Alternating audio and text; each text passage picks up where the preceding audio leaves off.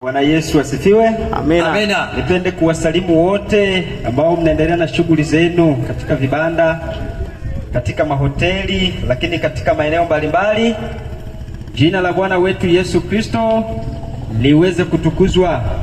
Lakini pia nipende kuwakaribisha tena muweze kusogea kwa ajili ya kusikiliza kipindi kinachofuata ili tuweze kuendelea kujifunza kwa pamoja. Kwa hiyo niwaalike na niwakaribishe watu wa Mungu, karibuni tuweze kusogea, tuweze kujifunza kwa pamoja.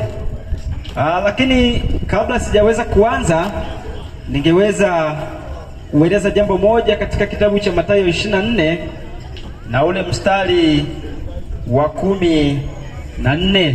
Someni kitabu cha Mathayo 24 na ule mstari wa 14. Ili wale wanaoweza kutusikiliza waweze kuelewa kwa uzuri. Si mgeni katika maeneo haya. Awamu ya kwanza tulikuja na kufanya mkutano katika maeneo pale mbele, na leo tena Mungu imempendeza tuweze kuwa pamoja katika maeneo haya. Kwa hiyo tuwakaribishe wale watakao kuwa na maswali, na waalika pia kwa ajili ya maswali. Watakaoweza kufika tunaweza tukawapatia maiki wakauliza, lakini wale ambao hawatafanikiwa, kuna namba za simu zilitolewa. Kwa hiyo unaweza ukatuma swali lako na tukaweza kulijibu. Nisomee andiko hilo kama umefika, kitabu cha Mathayo 24 na ule mstari wa 14. Neno la Mungu linasema, barikiwa. Tena habari njema ya ufalme itahubiriwa katika ulimwengu. Anasema tena habari njema ya ufalme itahubiriwa katika ulimwengu wote, ndiyo kuwa ushuhuda kwa mataifa yote. Hapo ndipo ule mwisho utakapokuja. Asante. Kwa hiyo injili lazima iweze kuhubiriwa kwa ulimwengu wote, na tunaambiwa kwamba injili itakapoweza kuhubiriwa kwa ulimwengu wote, hapo ndipo ule mwisho utakapokuja. Na injili inahubiriwa ili iweze kuwa ushuhuda, lakini si ushuhuda tu. Mungu amekusudia wale watakaoweza kuikubali na kuiamini injili waweze kuokolewa. Kwa ni jukumu lako kusikiliza kwa makini, na si kusikiliza tu, kuchukua hatua katika kuamini. Maana hapo ndipo kuna mustakabali mzima wa wewe kupata maisha ama kuyakosa. Kwa lazima unapokuwa ukisikiliza injili ikihubiriwa, uweze kusikiliza kwa makini na kuchukua hatua. Amen. Injili inahubiriwa kuwa ushuhuda, lakini injili itahubiriwa ili wale watakaoamini waweze kuokolewa. Lakini kabla sijaanza, kuna maswali ambayo yaliweza kuulizwa. Kuna ndugu yetu mmoja alituma swali, anauliza ya kwamba kati ya Mungu na Shetani ni nani aliyeanza kuumbwa? Bwana Yesu asifiwe. Amina. Ni swali tuwezi kukwepa, kwa sababu mtu anahitaji kufahamu swali na sisi tutaweza kujibu. Sasa nataka tuanze, nisomee kitabu cha Kutoka 20. Kutoka 20 utanisomea mstari wa 8. Kitabu cha Kutoka 20 fungu la 8. Anzia mstari wa 8. Tuangalie kati ya Mungu. Swali mtumishi ameuliza, kati ya Mungu na Shetani ni nani aliyeanza kuumbwa? Soma kama umefika. Amina. Kitabu cha Kutoka sura 20 fungu la 8. Anasemaje? Anasema, ikumbuke siku ya Sabato itakase. Siku sitafanya kazi. Utende mambo yako yote. Endelea tu. Lakini siku ya saba ni Sabato ya Bwana Mungu wako. Sawa. Siku hiyo usifanye kazi yoyote, wewe ndio, wala mwana wako, wala binti yako, sawa, wala mtumwa wako, wala mjakazi wako, wala mnyama wako wa kufuga, wala mgeni aliye ndani ya malango yako. Maana kwa siku sita Bwana. Hebu rudia tena. Narudia. Maana, sikiliza, uliyeuliza swali atasema maana kwa siku sita Bwana alifanya mbingu na nchi. Alifanya mbingu na nchi na bahari na vyote vilivyomo. Kwa hiyo Mungu hakuumbwa. Yeye ndiye aliyefanya bahari, akafanya nchi na vyote vilivyomo. Kwa hiyo unavyoviona katika mbingu na unavyoviona katika dunia, Mungu ndiye aliyeviumba na yeye hakuumbwa.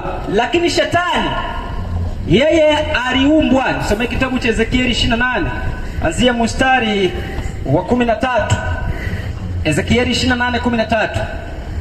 Kitabu cha Ezekieli 23:13. 28:13 kitabu cha Ezekieli 28:13 anasemaje?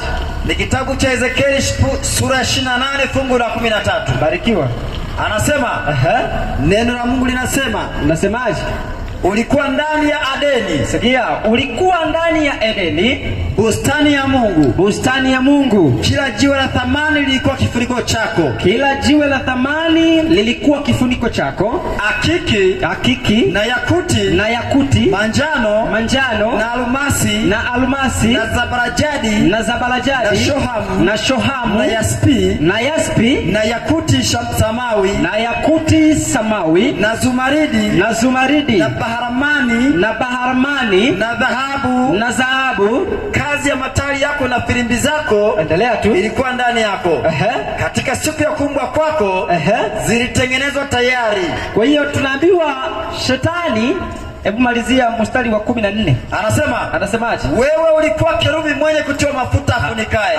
Kwa hiyo kumbe shetani tunapewa habari ya kwamba yeye aliumbwa, na tunaambiwa kwamba aliumbwa kwa madini ya aina nyingi. Lakini Mungu ndiye aliyeumba vitu vyote, ndiye aliyeumba vitu vyote vilivyomo, na hata malaika pia Mungu ndiye aliyewaumba. Amen. Kwa hiyo aliyeuliza swali hilo, Mungu hakuumbwa, maana yeye hana mwanzo wala mwisho. Nisome kitabu cha Ufunuo 1 na ule mstari wa 8. Kitabu cha Ufunuo sura ya 1 na mstari wa 8. Yeye hana mwanzo wala hana mwisho. Ufunuo 1 mstari wa 8. Anasema, barikiwa, mimi ni Alfa na Omega. Anasema mimi ni Alfa na Omega, mwanzo na mwisho. Yani yeye ndiye mwanzo na yeye ndiye mwisho, si kwamba yeye ana mwanzo. Kwa hiyo aliyeuliza swali, natumaini unaweza ukawa umepata jibu, na Mungu akubariki sana. Amen. Sasa ninapotaka kuanza somo jioni ya leo, na tumeona ya kwamba injili lazima iweze kuhubiriwa, iweze kuwa ushuhuda. Tunapozungumzia ushuhuda, ni kwa wale wasioiamini injili. Lengo na makusudi ya Mungu waweze kuisikia, siku ile wasije kusema ya kwamba sisi hatukusikia. Kwa hiyo kwao itakuwa ni ushuhuda, lakini pia Mungu anatamani injili iweze kuhubiriwa ili watu waweze kufahamu ukweli na waweze kuokolewa. Soma kitabu cha Timotheo wa kwanza. Kitabu cha Timotheo wa kwanza 2 na ule mstari wa 3. Kitabu cha Timotheo wa kwanza 2 na mstari wa 3. Barikiwa. Naendelea mtumishi. Amina. Timotheo wa kwanza 2 na mstari wa 3. Anasemaje? Timotheo wa kwanza sura ya 2 na mstari wa 3 anasemaje? Hili ni zuri nalo la kubalika mbele za Mungu Mwokozi wetu. Anasema hili la kuihubiri injili katika ulimwengu iwe ushuhuda, lakini kwa wale watakaoamini waweze kuokolewa. Anasema hili ni zuri nalo la kubarika mbele za Mungu wetu Mwokozi wetu, ambaye hutaka watu wote waokolewe, ambaye anataka watu wote waokolewe na kupata kujua yaliyo kweli. Hilo ndilo kusudi la Mungu. Kwa hiyo upande mmoja injili ihubiriwe kuwa ushuhuda, lakini upande wa pili injili iweze kuhubiriwa na wale watakaoiamini waweze kuokolewa. Kwa hiyo ningetamani uwe miongoni mwa wale watakaoisikia injili na kupitia kuisikia waweze kuiamini, ikalete wokovu katika maisha yao. Usisikie injili ukashindwa kuiamini, ikabaki kuwa ni ushuhuda, ili siku ile usije kusema ya kwamba mimi sikusikia. Kwa hiyo Mungu anatamani usikie, lakini zaidi ya kusikia uweze kufuata kile ambacho Mungu amekizungumza kupitia vinywa vya watumishi wake. Kwa hiyo nikuombe uweze kusikiliza kwa makini, na yote yaliyotanguliwa kusemwa uweze kuyafanyia kazi. Usiwe msikiaji tu, bali ukawe mtendaji wa kile ambacho umekisikia. Amina. Bado sijaomba ili tuweze kuanza. Watu wa Mungu, nipo nafanya utangulizi na kujibu swali ambalo limeweza kutufikia. Lakini kabla ya yote, unajua watu wameona tukiomba tunapiga magoti tu. Tumaye wengine wanajiuliza kwamba hawa nao ni watu wa namna gani? Bwana Yesu asifiwe. Amen. Maana imani za leo watu wamejengwa katika mapokeo na si katika neno la Mungu. Na pale wewe utakapofanya kama neno linavyosema, watu watabaki kushangaa na kukuona wewe ni wa namna gani. Somea kitabu cha Waefeso ninapohitaji kwenda kuomba. Nisomee kitabu cha Efeso 3 anzia mstari wa 14. Anasema, barikiwa. 14 kitabu cha Efeso ya 3 anasema, kwa hiyo, sikiliza vizuri wewe unayenisikia. Kwa hiyo nampigia Baba magoti. Ninampigia Baba magoti, ambaye kwa jina lake ubaba wote wa mbinguni. Anasema ubaba wote wa mbinguni na wa duniani unaitwa. Na wa duniani unafanyaje? Unaitwa. Kwa hiyo tunapomwendea Mungu tunaambiwa tumpigie nini? Magoti. Tumpigie magoti, maana yeye ubaba wote wa mbinguni na wa duniani unaitwa.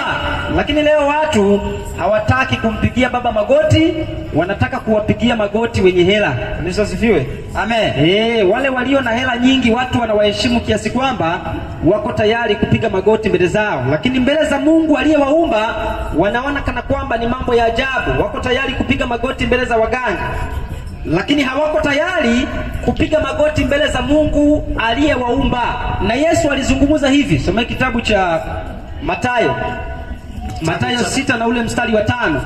Ombi tunaambiwa tupige magoti. Kwa hiyo tunapotuona tunapiga magoti, tunafanya kile ambacho Mungu amekiagiza katika maandiko matakatifu. Na wale wanaoshindwa kufanya hivyo, Yesu aliwazungumza akisema hivi. Kitabu cha Mathayo 6 na ule mstari wa 5. Neno la Mungu linasema, barikiwa. Tena msalipo. Sikiliza, sio mimi niliandika Biblia. Mimi na wewe Biblia tumeikuta na tunapaswa tuisome, tufanye kile kilichoandikwa. Yesu anasemaje? Tena msalipo. Msiwe kama wanafiki. Msiwe kama watu gani? Wanafiki. Munafiki ni mtu mzuri? Hapana. Munafiki si mtu mzuri. Munafiki ni mtu anayejifanya yuko pamoja na wewe, wakati huo hakubaliani na kile unachokizungumza. Sasa Yesu anasema, tena msalipo, msiwe kama wanafiki. Wanafiki wana tabia gani? Kwa maana wao hupenda kusali hali wamesimama katika masinagogi. Kwa hiyo wanafiki wanapenda kusali hali wamefanyaje? Wamesimama. Ukiwaona watu wanasali katika masinagogi wamesimama, wanaitwa watu gani? Wanafiki. Sasa Yesu anataka tusalije, maana lazima tujifunze kwake. Nisomee kitabu cha Luka 22 anzia mstari wa 41. Kitabu cha Luka sura 22:41. Hatupaswi kuwa wanafiki katika ibada. Kusali tumesimama, tunaambiwa ya kwamba huo ni unafiki, na tunaambiwa tujifunze kwa Yesu. Yesu alifanyaje? Soma kama umefika. 22 Luka 41 anasema, barikiwa. Mwenyewe akajitenga nao. Mwanzia 40, kae vizuri. Naanza 40 anasema. Twende. Ni kitabu cha Luka sura 22:40. Amina. Anasema, alipofika mahali pale alipowaambia. Anasema Yesu alipofika mahali pale akawaambia, ombeni kwamba msiingie majaribuni. Ombeni kwamba msiingie majaribuni. Mwenyewe akajitenga nao kama kiasi cha kutupa jiwe. Tunaambiwa Yesu akajitenga nao kiasi cha kutupa jiwe, akapiga magoti akaomba. Akasimama akaomba, akapiga magoti. Alikuwa amekaa akaomba, akapiga magoti. Kwa hiyo sisi lazima tufuate kielelezo kwa Yesu. Lazima tufuate kielelezo. Kwa hiyo maombi ya kuomba umesimama katika ibada, tunaambiwa hiyo ni nini? Ni unafiki. Lazima tufuate kielelezo kwa Yesu Kristo. Tunapokwenda kuomba lazima tupige magoti. Sasa tuombe. Baba yetu na Mungu wetu ushie juu mbinguni, jina lako litukuzwe. Asante kwa sababu ya wema wako na fadhili zako. Umekuwa pamoja nasi katika kipindi hiki tunapoendelea kujifunza maneno yako. Tunaomba ukawe mwalimu kupitia Roho wako Mtakatifu. Yote yatakayoweza kuzungumza maeneo haya yakawa ni baraka kwetu, lakini si kwetu tu, baraka kwa wale wote wanaoyasikia, na yakaweze kubadilisha maisha yao, hatimaye siku moja wakawe miongoni mwa wana na binti katika ufalme wako. Neema yako itutoshe, uwepo wako uwe pamoja nasi. hizi tumeomba kwa imani, ni kupitia jina la mwana wako mpendwa Yesu Kristo. Amina. Basi kwa kuwa tumekuwa ni wenye kuomba, sasa natamani tuweze kuanza kile ambacho nilitamani tujifunze siku ya leo, lakini nipitie kidogo ambacho mwalimu ameweza kuzungumza kwa muda mfupi na kuweza kuongezea. Mwalimu ameweza kutufundisha kuhusiana na habari za Yesu, kwamba Yesu ni nani. Ni swali ambalo limekuwa likiulizwa si katika kipindi chetu tu, bali ni swali ambalo limekuwa likiulizwa miaka mingi, na Yesu alipokuja ulimwenguni aliweza kuwauliza watu. Maana leo ni swali ambalo linachanganya watu wengi. Kuna watu ukiwauliza Yesu ni nani, wanakuambia Yesu ni mtume. Yesu asifiwe. Amen. Wanasema Yesu ni nabii. Ni nabii peke yake. Lakini wengine watakwambia Yesu ni Mungu Mwana. Kuna Mungu Baba, kuna Mungu Mwana, kuna Mungu Roho. Alafu Yesu ni Mungu Mwana anayefanya Mungu aweze kutengenezwa katika nafsi tatu. Lakini kuna wengine watakwambia Yesu ndiyo Mungu huyo huyo. Yaani yeye ndiye Mungu yule yule, kama mwalimu alivyoeleza kwamba anakuwa anajigeuza, anajibadilisha. Yeye kuna wakati ndiyo Mwana, yeye kuna wakati ndiyo Roho, na yeye kuna wakati ndiyo huyo huyo Mungu. Lakini mwalimu ameweza kutueleza. Tusomee kitabu cha Mathayo. Katika kitabu ni cha Mathayo 22 na ule mstari wa 44. Anasemaje? Bwana alimwambia Bwana wangu. Hebu anzia 40 kidogo, samahani. Amina. Anasema katika amri hizi mbili hutegemea Torati yote na manabii. Endelea tu. Na Mafarisayo walipokusanyika. Sikiliza. Tunaambiwa Mafarisayo walipokusanyika, Yesu aliwauliza akisemaje? Mwaonaje katika habari za Kristo? Mnaonaje katika habari za Kristo? Ni mwana wa nani? Ni mwana wa nani? Wakamwambiaje? Ni wa Daudi. Akawaulizaje? Imekuwaje basi? Kama mimi ni mwana wa Daudi, imekuwaje basi? Daudi katika roho kuniita Bwana. Akisemaje? Bwana alimwambia Bwana wangu, uketi mkono wangu wa kuume, hata niwawekapo adui zako chini ya miguu yako. Bwana Yesu asifiwe. Amen. Kwa hiyo Yesu anauliza, kama mimi ni mwana wa Daudi, imekuwaje basi Daudi katika roho kuniita Bwana? Kwa hiyo Mafarisayo walishindwa kuelewa, kwa sababu wao walijua Yesu ni mwana wa Daudi. Lakini Yesu anakuja kuwauliza wanafunzi wake, ananiuliza mimi na wewe leo, maana kupitia Injili tumefanyika kuwa wanafunzi wa Yesu. Yesu anauliza wanafunzi wake katika kitabu cha Mathayo 16 anzia mstari wa 13. 16:13 nasema, amina. Basi Yesu akaenda pande za Kaisaria Filipi. Sikiliza, Mafarisayo wameulizwa, wameshindwa kujibu. Yesu ananiuliza mimi na wewe. Wanafunzi wake anasema Yesu akaenda pande za Kaisaria Filipi, akawauliza wanafunzi wake akisema, watu hunena mwana wa Adamu kuwa ni nani? Wakasemaje? Wengine hunena huyu Yohana Mbatizaji. Wengine wanasema wewe ni Yohana Mbatizaji. Wengine Eliya. Wengine wanasema wewe ni Eliya. Wengine Yeremia. Wengine wanasema wewe ni Yeremia au mmoja wapo wa manabii. Leo kuna watu wanasema Yesu ni nani? Ni nabii. Wanakuwa kama Mafarisayo au mmoja wapo wa manabii. Akawaambiaje? Nanyi mwaninena mimi kuwa ni nani? Yesu ananiuliza mimi na wewe, sisi tunaojidai kuwa ni Wakristo. Bwana Yesu asifiwe. Amen. Kuna watu ni Wakristo na hawamjui Yesu. Anasema nanyi mwaninena mimi kuwa ni nani? Simoni Petro akajibu akasema, wewe ndiwe Kristo, mwana wa Mungu aliye hai. Alafu Yesu akasemaje? Yesu akajibu akamwambia, twende.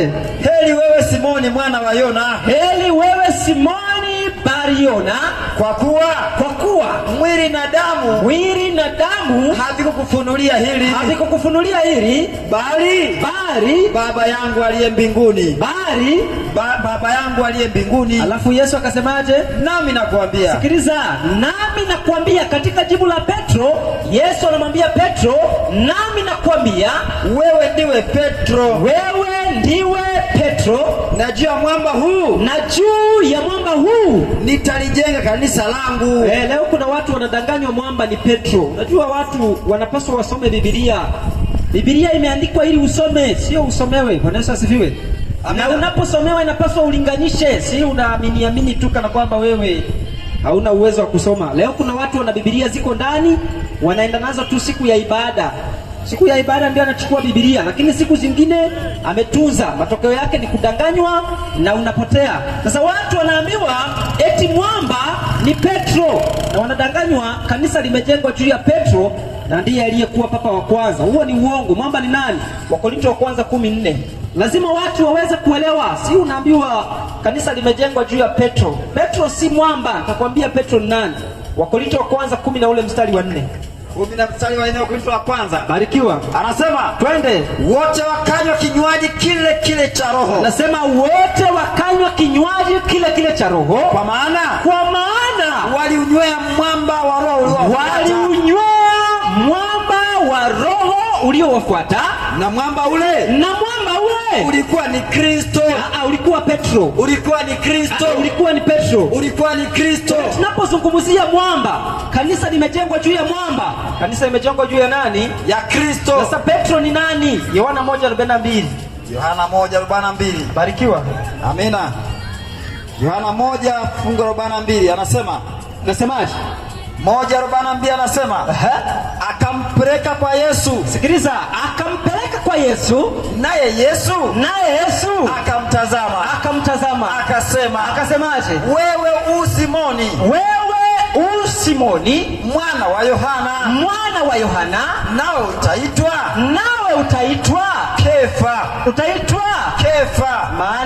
Maana yake Petro au jiwe. Maana yake Petro au nini? Jiwe. Alafu mwamba nabaki kuwa ni nani? Kristo. Kwa hiyo kanisa la Mungu limejengwa juu ya Kristo na si juu ya Petro. Amen. Kama unaambiwa kanisa limejengwa juu ya Petro, hilo ni la kweli.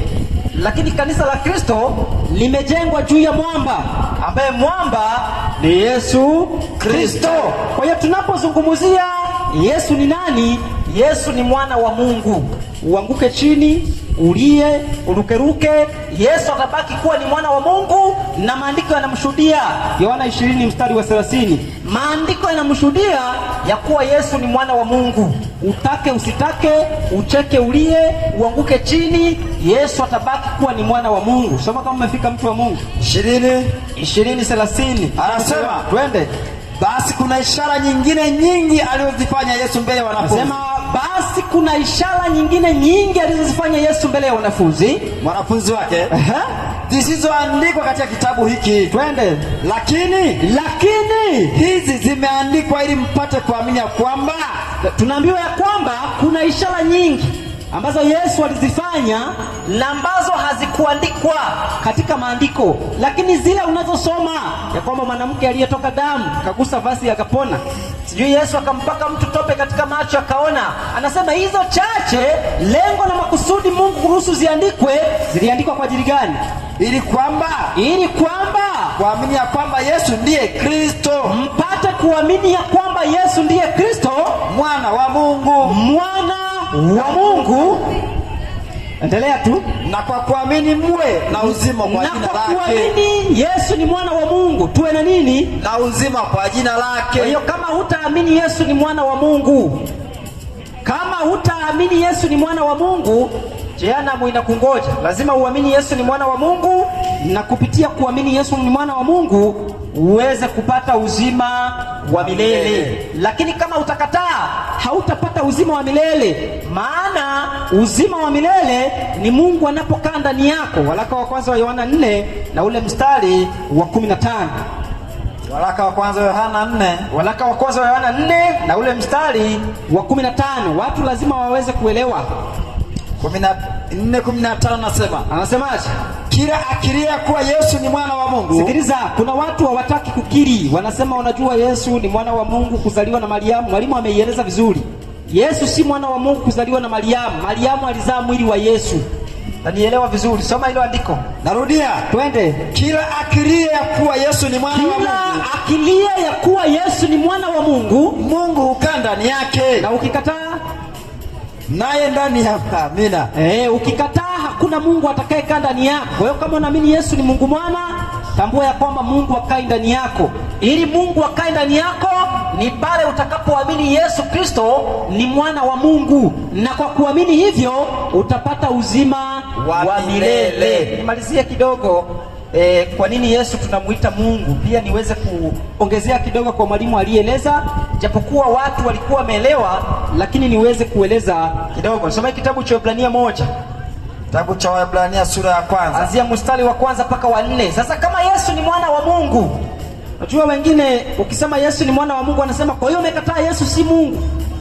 Hakuna aliyekataa Yesu si Mungu.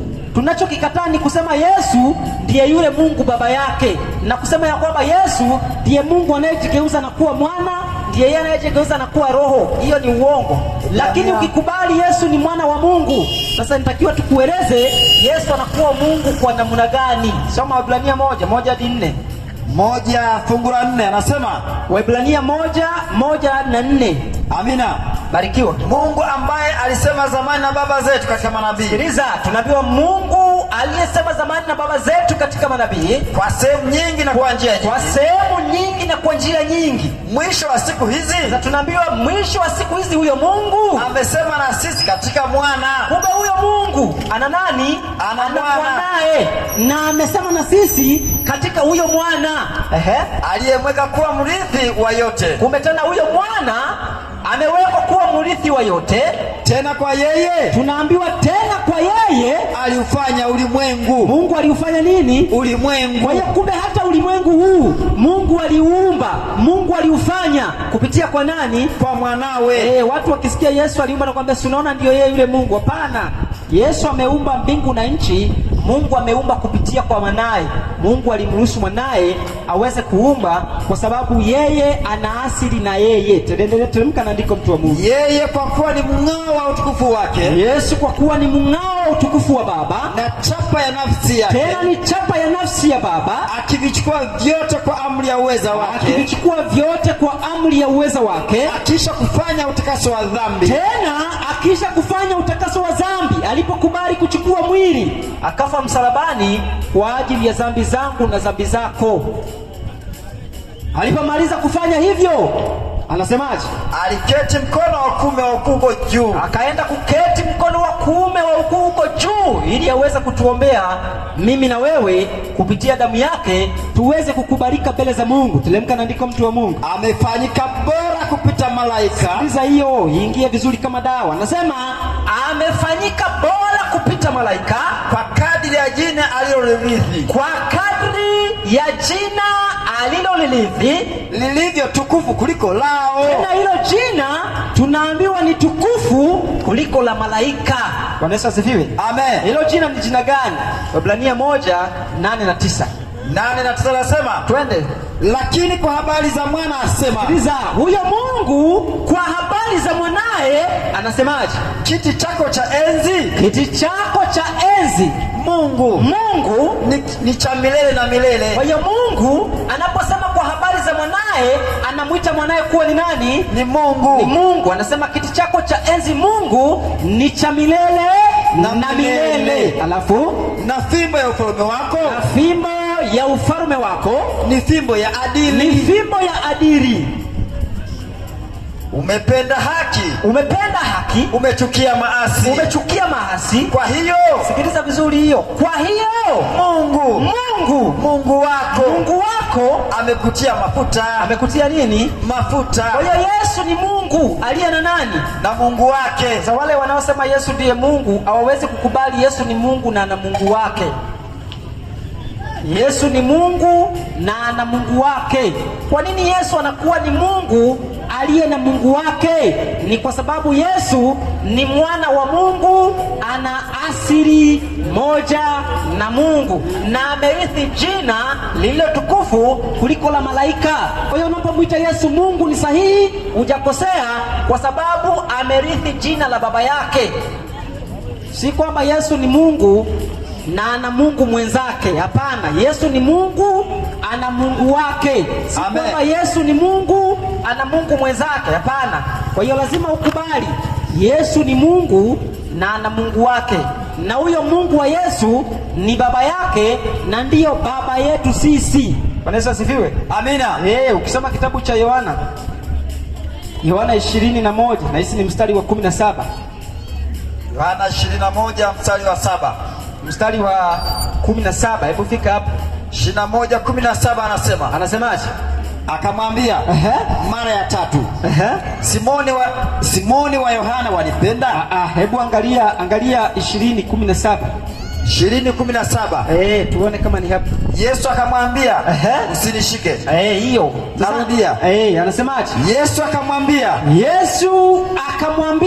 usinishike. Usinishike. Kwa maana sijapaa kwenda kwa Baba. Lakini enenda kwa ndugu zangu kawaambie. Ninapaa kwenda kwa Baba yangu. Naye ni Baba yenu. Kwa Mungu wangu. Naye ni Mungu wenu. Kwa hiyo Mungu wetu sisi ndio Mungu wa nani? Ni Baba wa Kristo. Hebu rudia andiko, mtu wa Mungu. Narudia. Twende. 20:17 anasemaje? Yesu akamwambia, usinishike. Kwa maana sijapaa kwenda kwa Baba. Lakini enenda kwa ndugu zangu kawaambie. Ninapaa kwenda kwa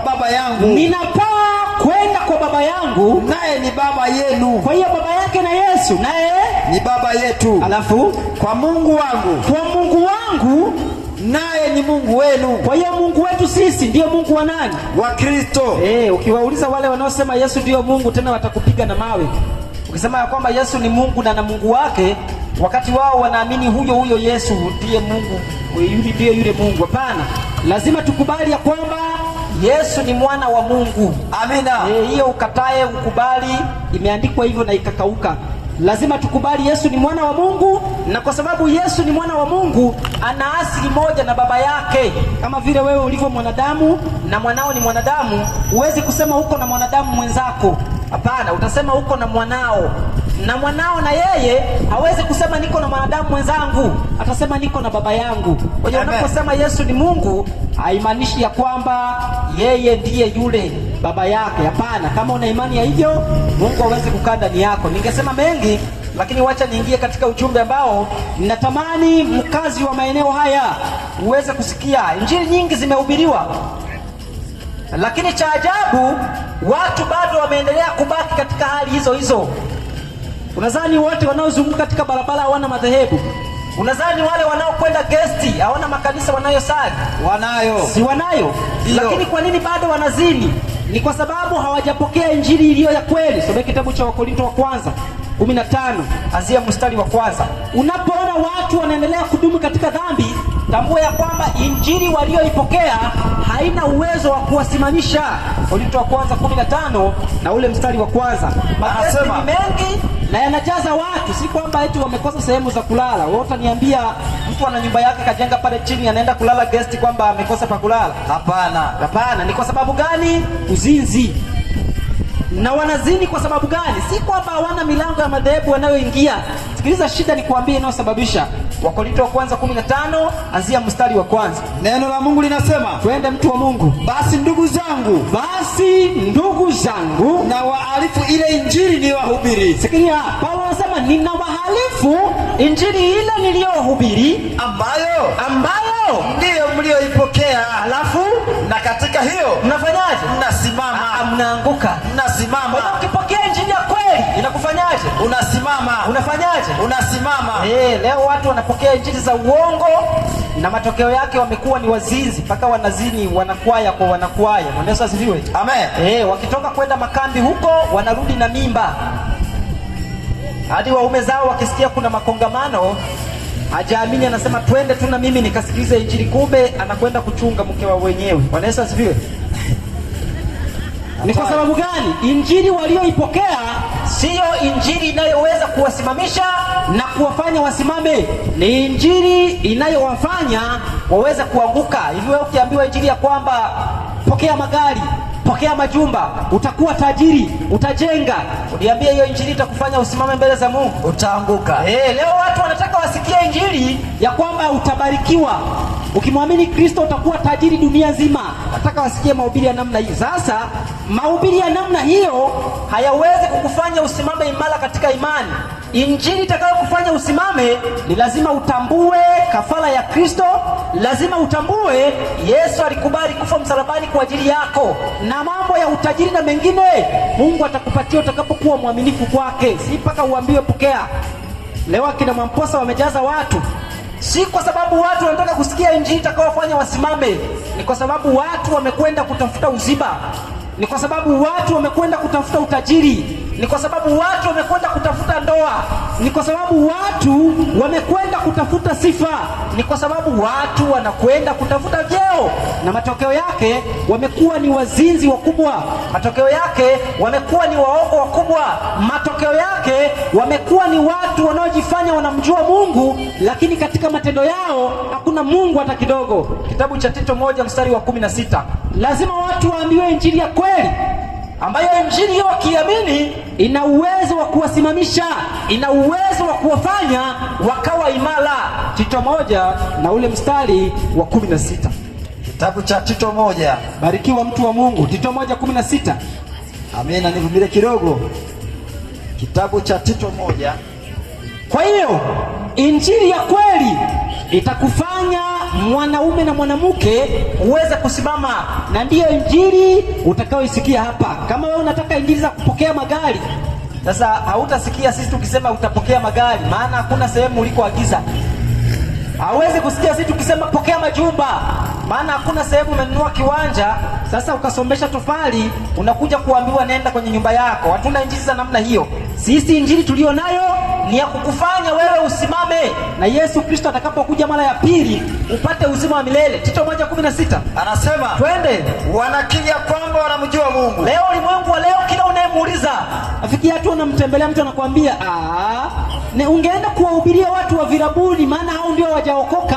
Sisi tumeshafanyaje? Tumeshaokoka. Sisi tunamjua nani? Mungu. Sikiliza, wanasema ya kwamba wanamjua Mungu, bali kwa matendo yao wanamkana. Kumbe kumjua Mungu si kwa kusema, bali ni katika nini? Matendo. Sasa angalia wale wanaosema wanamjua Mungu, alafu angalia matendo wanayoyatenda, utapata jibu tu ya kwamba ni waongo, ni waongo, ni waongo, ni waongo wakubwa.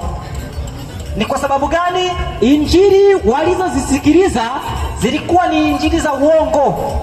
Kiongea hivyo watu wanasema kwa nyinyi mnajidai mna injili ya kweli. Sikiliza, si kwamba tunajidai. Wewe sikiliza, kuja wiki hii iishe, utakuwa umeshajua mbivu na mbichi, na kazi tabaki kwako kuamini au kukataa, maana injili ni ushuhuda, na injili na wale watakaoiamini wataokolewa. Sasa kazi ni kwako, iwe ushuhuda au kupitia injili hiyo uweze kuokolewa. Kitendo cha kusema unamjua Mungu lakini katika matendo na mkana, ni kwa sababu injili uliyoipokea, injili hiyo haina uwezo wa kukuokoa.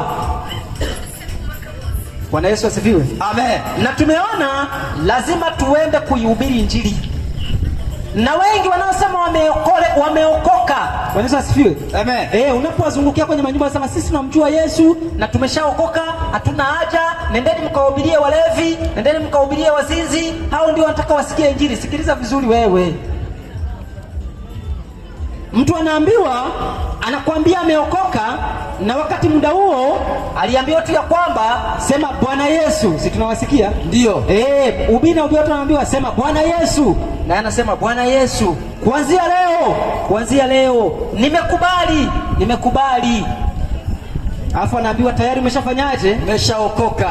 Sasa hao ndio wanaotusumbua huko, kwambia mimi nishaokoka. Aliokokaje? Aliambiwa aseme Bwana Yesu, kuanzia leo mimi nakupenda, nimeokoka, Sema amina. Tayari anaambiwa amefanyaje? Ameokoka. Hakuna uokokaji wa namna hiyo. Kitabu cha Marko 16 anzia mstari wa 15. Marko 16:15. Tukiwa hapa tutaendelea kufundisha kweli zote, wewe uchague mwenyewe. 16:15 kitabu cha Marko. Marko 16:15. Amina, barikiwa. Marko 16:15 anasemaje? Anasema akawaambia. Sasa Yesu anawaambia wanafunzi wake, akawaambiaje? Enendeni ulimwenguni mote. Enendeni ulimwenguni mote, mkaihubiri Injili. Mkaihubiri Injili kwa kila kiumbe. Kwa kila kiumbe. Aaminie na kubatizwa. Aaminie na kufanyaje? Na kubatizwa. Alafu ataokoka. Kwa hiyo lazima uamini na kufanyaje? Na kubatizwa. Uamini na kufanyaje? Na kubatizwa. Sasa wengi wanasema wameokoka, wakati huu hata kubatizwa hajafanyaje? Hajabatizwa. Anasema mimi namjua Yesu, mkawahubirie wazinzi na walevi. Sasa wazinzi na walevi ni bora kuliko wale wanaosali. Tanielewa vizuri leo. Wale wanaosali nao wanaitwa wazinzi na walevi, bora wazinzi na walevi. Kwa sababu kuna siku watasikia injili ya kweli, watabadilika. Lakini hao wanaosali ni ngumu. Soma kitabu cha Mathayo 21 anzia mstari wa 31. Wale wanaosali mara nyingi wanakuwa ni wagumu kuelewa, kwa sababu wamelewa mafundisho ya uongo, na hata ukweli unapozungumzwa hawawezi kukubaliana na ukweli. Kwa sababu gani?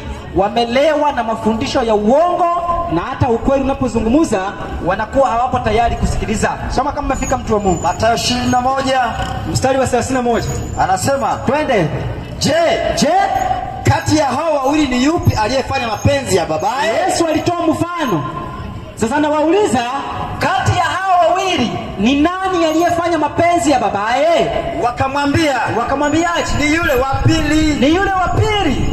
Basi sikiliza, basi Yesu akawaambia, amini nawaambia. Sikiliza vizuri wewe unayesali, ukipita hapa, unajua kuna wengine wametoka Sabato, sasa wanaona wale ambao hawajaenda Sabato kana kwamba ni waasi wakubwa. Wanaweza asifiwe. Amen. Wakijiona kana kwamba wao ndio mbingu zimewakubali, wamekubalika na mbingu.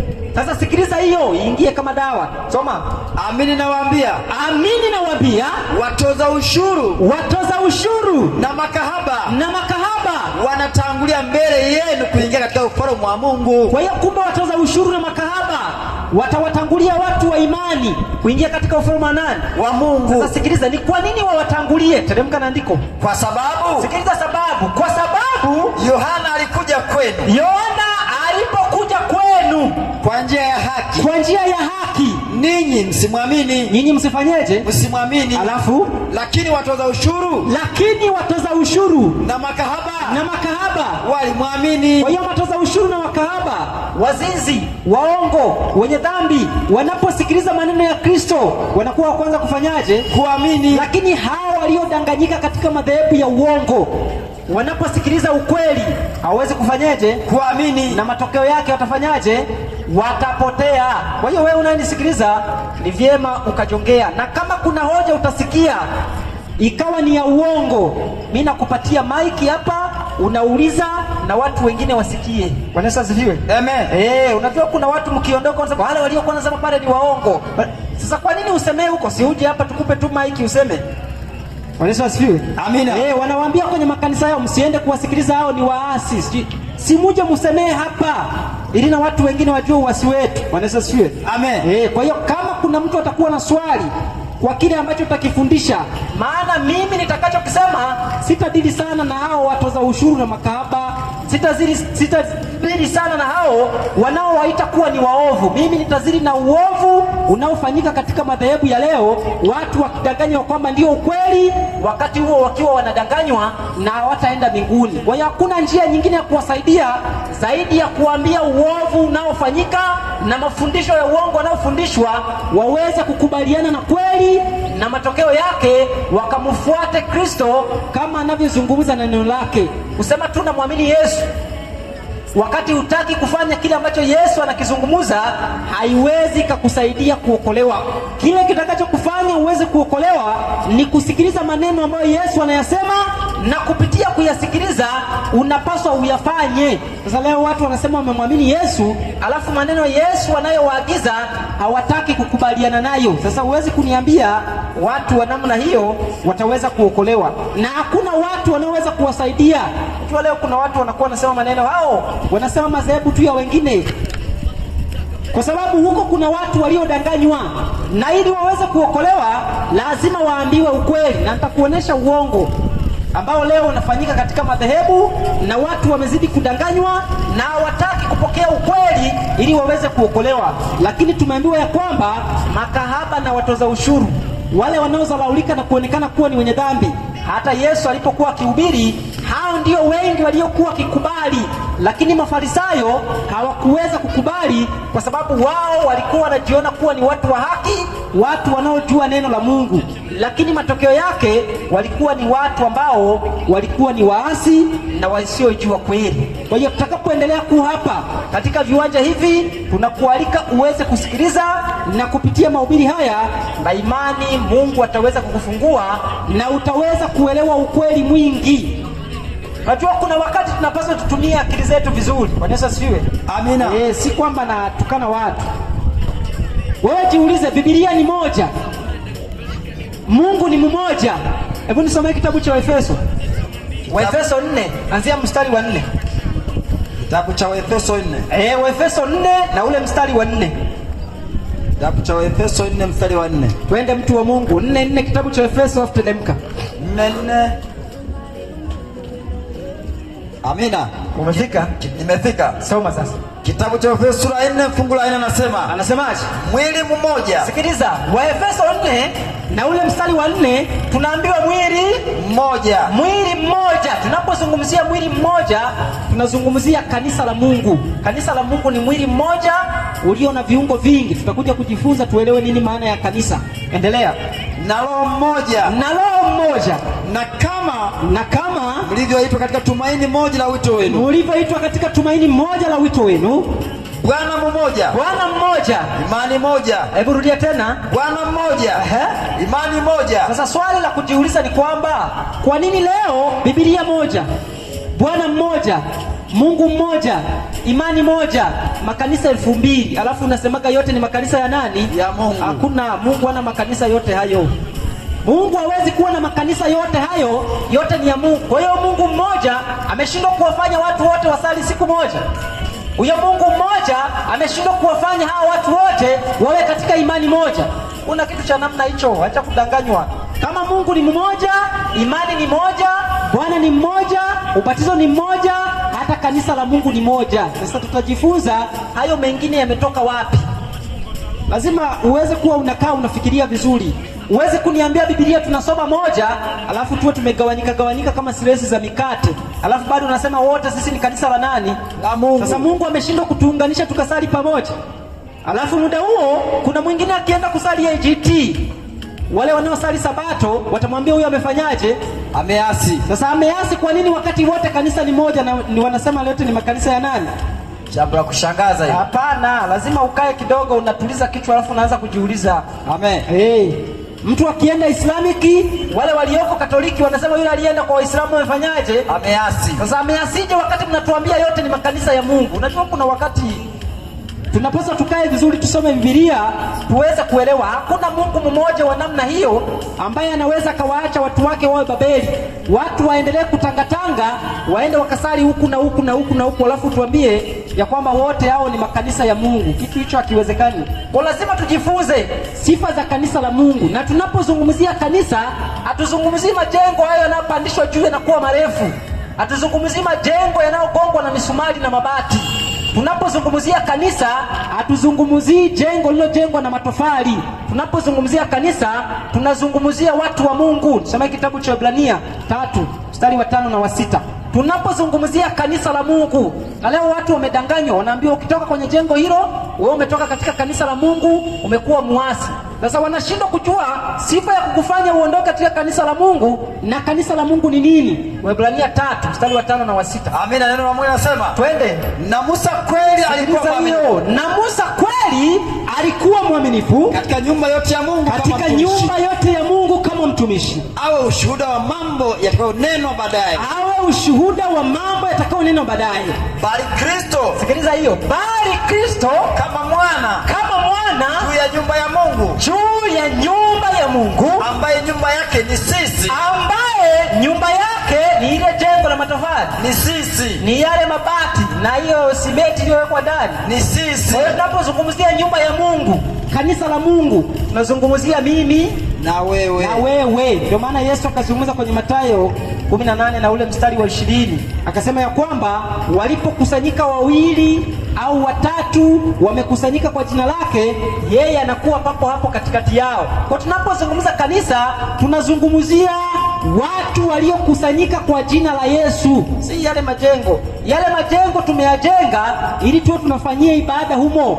Mvua ikinyesha tusinyeshewe, jua likiwaka tusipigwe jua, lakini si kwamba yale majengo ndiyo kanisa. Toa wazo kama hilo. Na matokeo yake wamekwenda kinyume na neno la Mungu, na wanawaambia watu, ukitoka kwenye jengo hili wewe umetoka katika kanisa la Mungu na umekuwa muasi. Hakuna kitu cha namna hicho. Ili uwe muasi ni mpaka utakapotoka katika maagizo ya neno la Mungu. Huo ndio uasi. Uasi ni kukiuka kile kilichokuwa mwanzo. Uasi si kutoka katika jengo fulani, ni kukiuka kile ambacho Mungu ameagiza na wewe ukafanya kingine. Hapo unakuwa muasi dhidi ya neno la Mungu. Kwa hiyo kanisa si majengo hayo.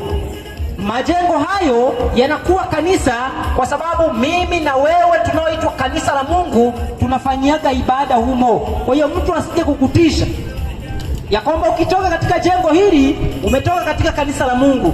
Kutoka katika kanisa la Mungu ni kutoka katika ukweli. Tutakuja kujifunza hayo vizuri. Amen. Ni kutoka katika ukweli. Hapo ndio unakuwa umetoka katika kanisa la Mungu. Kwa hiyo hayo lazima watu waweze kuelewa. Si unakaa unaambiwa ya kwamba wewe umetoka kwenye kanisa la Mungu na wakati huo umeshikilia ukweli. Hapana. Kwa hiyo watu wa Mungu, hayo ni mambo ambayo tutaendelea kujifunza hapa kwa muda wa wiki moja iliyobaki, tutakayoanzia kesho. Kesho tutakapoanza tutaendelea kujifunza mambo hayo ili mimi na wewe tuweze kuyatambua vizuri, na kupitia kuyatambua hayo tuweze kuokolewa. Sasa mnisikilize vizuri niweze kutoa utambulisho wa ujumbe huu ulioko mbele yetu hapa. Kuna watu wameona bango hili wakahisi kana kwamba sisi ni waganga wa kienyeji. Huenda tumekuja kuuza dawa. Hakuna dawa tuweza kuja kuuza hapa. Sisi tumekuja kukuletea neno la Mungu, si kukuuzia dawa. Ujumbe huu ni ujumbe utakaofunga historia ya dunia. Yesu alipokuwa akitoa unabii, nisomee kitabu cha Mathayo 24 anzia mstari wa 3. Yesu alipokuwa akitoa unabii utakaoonyesha kuja kwake mara ya pili, Yesu alituambia jambo hili katika kitabu cha Mathayo 24 na ule mstari wa 3. Neno la Mungu linasema, alikiwa mtu wa Mungu hata alipokuwa ameketi katika mlima wa Mizeituni. Sikiliza vizuri, unisikilize. Anasema hata alipokuwa ameketi katika mlima wa Mizeituni, wanafunzi wake wakamwendea kwa faragha. Wanafunzi wa Yesu wakamwendea kwa faragha wakisemaje? Tuambie. Wanamwambia Yesu, tuambie mambo hayo yatakuwa lini? Mambo hayo yatakuwa lini? Nayo ni nini dalili ya kuja kwako? Nayo ni nini dalili ya kuja kwako? Na ya mwisho wa dunia? Na ya mwisho wa nini? Wa dunia. Kwa hiyo wanafunzi walimuuliza Yesu awapatie habari za mambo yatakavyokuwa, awapatie habari za matukio yatakayotukia wakati wa kuja kwake, na kupitia hayo waweze kutambua ya kwamba mwisho upo karibu. Ni tumaini langu mimi na wewe wote tunaotamania uzima wa milele, tunatamani kufahamu ni mambo gani ambayo ambayo mimi na wewe tukiyaona yanatufungua macho na kutambua ya kwamba Yesu Kristo yuko mlangoni na anakuja kuwachukua watu wake. Yesu alijibuje? Katika kitabu cha Mathayo 24 na ule mstari wa 37. Nataka tuchukue dalili moja au ishara moja ambayo Yesu alizungumuza, na kupitia hiyo tutakapoiona tutambue mwisho upo karibu. Anasema twende, kwa maana kama vile ilivyokuwa siku za Nuhu. Sikiliza vizuri. Unajua leo watu wakisikia watu wanahubiri injili wanahisi kana kwamba wamekosa hela ya kula, kwamba wanazunguka ili watafute nini? Hela. Si kutafuta hela. Hiyo Mungu anatamani wewe usikie ukweli uokolewe. Siku moja usije ukaja ukapotea ukasema ya kwamba ukusikia. Kwa hiyo lazima usikie. Sasa Yesu anasema ya kwamba, rudia andiko mtu wa Mungu. Narudia. Anasemaje? 24 fungu la 37 Mathayo. Anasema 24:37 kitabu cha Mathayo. Kwa maana kama ilivyokuwa siku za Nuhu. Ilivyokuwa siku za Nuhu, ndivyo itakavyokuwa kuja kwake mwana wa Adamu. Ndivyo itakavyokuwa kuja kwake mwana wa Adamu. Kwa kuwa kama vile siku zile zilizokuwa kabla gharika. Anasema kama vile siku zilivyokuwa kabla ya gharika, watu walikuwa wakila na kunywa, wakioa na kuolewa, hata siku ile aliyoingia Nuhu katika safina. Hata siku ile alipoingia Nuhu katika safina, wasitambue. Alafu hata gharika ikaja, ikafanyaje? Ikawachukua wote. Kwa hiyo Yesu anatufananishia kwamba ili tutambue dalili za kuonesha kwamba Yesu yupo karibu kuja, anatukumbusha tuweze kurudi katika siku za Nuhu. Na kujifunza siku za Nuhu, matukio yaliyokuwa kabla ya gharika ndiyo matukio yatakayoonekana kabla ya Kristo kuja ulimwenguni mara ya pili. Amen. Kwa hiyo lazima tuangalie matukio hayo na tuone katika kipindi cha Nuhu ni nini kilichoweza kumwokoa Nuhu na familia yake akawa miongoni mwa wale ambao hawakufagiliwa na gharika. Kitabu cha Nuhu kinatupatia mambo hayo yote, kinatupatia ishara ya kurudi kwa Kristo. Kitabu cha Nuhu kinatuonesha ni nini Nuhu na familia yake walifanya wakaweza kuokolewa, ambacho mimi na wewe leo tunapaswa kukifanya na kukitii ili tuweze kuokolewa. Tumeambiwa katika kipindi cha Nuhu watu walioa na kuolewa. Si kwamba kuoa na kuolewa ni vibaya. Si kwamba Mungu hapendi watu waoe na kuwaolewe. Si kwamba Mungu hapendi watu waoe. Mungu anatamani watu waoe na ameeleza vizuri. Soma kitabu cha Wakorintho wa pili. Wakorintho wa pili 7 na ule mstari wa 10. Kitabu cha Wakorintho wa pili 7 na ule mstari wa 10. Mungu hajakataza watu waoe. Mungu anataka watu waoe na Mungu anataka watu waolewe. Lakini kile kilichofanya kigalika, kipindi cha gharika, tunaambiwa watu walioa na kuolewa. Unaweza kudhani Mungu alikuwa hataki watu kipindi cha gharika waoe na kuolewa, lakini kuna jambo alilolifanya leo kinyume. Soma kama umefika. Wakorintho wa pili sura ya 7 anzia mstari wa kwanza. Amina. Anasemaje? Basi wapenzi, narudia, basi wapenzi wangu, kwa kuwa tuna ahadi hizo, na tujitakase nafsi zetu, na uchafu wote wa mwili na roho. Unasoma Wakorintho wangapi? Wakorintho wa pili 7 kuanzia fungu la kwanza. Hebu soma Wakorintho wa kwanza. Angalia Wakorintho wa kwanza. Wakorintho 7 mstari wa kwanza. Anasemaje? Basi kwa habari ya mambo yale mlioandika. Sikia, basi kwa habari ya mambo yale mlioandikia, ni heri mwanamume asimguse mwanamke, lakini sikiliza vizuri, lakini kwa sababu ya zinaa kila mwanaume na awe na mke wake mwenyewe, awe na wake zake mwenyewe, mke wake mwenyewe awe na wake zake, awe na mke wake mwenyewe. Mungu anatamani watu waoe na kuolewa, lakini kipindi cha Nuhu watu walioa kinyume na mpango wa Mungu. Watu walijitwalia wanawake waliowaona. Soma kitabu cha Mwanzo 6 anzia mstari wa kwanza. Si kwamba walioa kama vile Mungu alivyoagiza. walijitwalia wanawake wao wenyewe waliojichagulia. Mungu aliagiza ya kwamba kila mwanaume anapaswa kuwa na mke wake, na leo mambo yameendelea kuendelea katika ulimwengu. Leo unakuta mtu ana wake 7. Yesu asifiwe. Amen. Alafu anasema ya kwamba ni jambo la nini? La kawaida. Hapana, ni sawa na kipindi cha Nuhu. Kipindi cha Nuhu watu walioa kinyume na mpango wa Mungu. Soma kama umefika. Mwanzo 6 fungu la kwanza, neno la Mungu linasema, twende. Ikawa wanadamu walipoanza kuzidi usoni pa nchi. Ikawa wanadamu walipoanza kuzidi usoni pa nchi, na wana wa kike walizaliwa kwao. Na wana wa kike walizaliwa kwao. Wana wa Mungu waliwaona hao binti za wanadamu. Wana wa Mungu waliwaona hao binti za wanadamu ya kuwa ni wazuri. Ya kuwa ni wazuri. Wakajitwalia wake wowote waliowachagua. Wakajitwalia nini? Wake wowote waliofanyaje? Waliowachagua. Wakaondoka katika mpango wa Mungu wa kila mwanaume kuwa na mke mmoja. Na bado watu wakaenda mbali. Watu wakaoana wanaume kwa wanaume. Watu wakaoana wanawake kwa wanawake. Matokeo yake yalikuwa ni nini? Telemka na andiko hilo. Anasema, twende. Bwana akasemaje? Roho yangu haitashindana na mwanadamu milele. Kwa hiyo pale watu wanapoondoka katika mpango wa Mungu, Mungu anataka mwanaume aoe mwanamke. Leo watu wanataka mwanaume aoe mwanaume. Leo watu wanataka mwanamke aoe mwanamke. Watu wanapoondoka katika mpango wa uoaji ambao Mungu aliweka, tunarudishwa katika kipindi cha Nuhu, na tunaambiwa ya kwamba ni dalili za kurudi kwa Kristo mara ya pili. Na Mungu hawezi kuvumilia mambo hayo yanapokuwa yakiendelea katika ulimwengu. Mungu hawezi kuvumilia.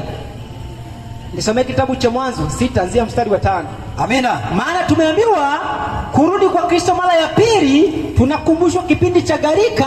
Kabla ya gharika, watu walipokuwa wakiishi, tumeambiwa walikuwa wakioa na kufanyaje? Na kuolewa. Walikuwa wakila na kufanyaje? Na kunywa. Si kwamba Mungu alikataza watu wasile na kunywa, lakini watu wakala na kunywa kinyume na mpango wa Mungu alivyokuwa ameagiza. Amen. Anasemaje? Bwana akaona ya kuwa maovu ya mwanadamu ni makubwa duniani. Bwana akaona maovu ya wanadamu kuwa yamekuwa makubwa duniani, na kwamba kila kusudi analowaza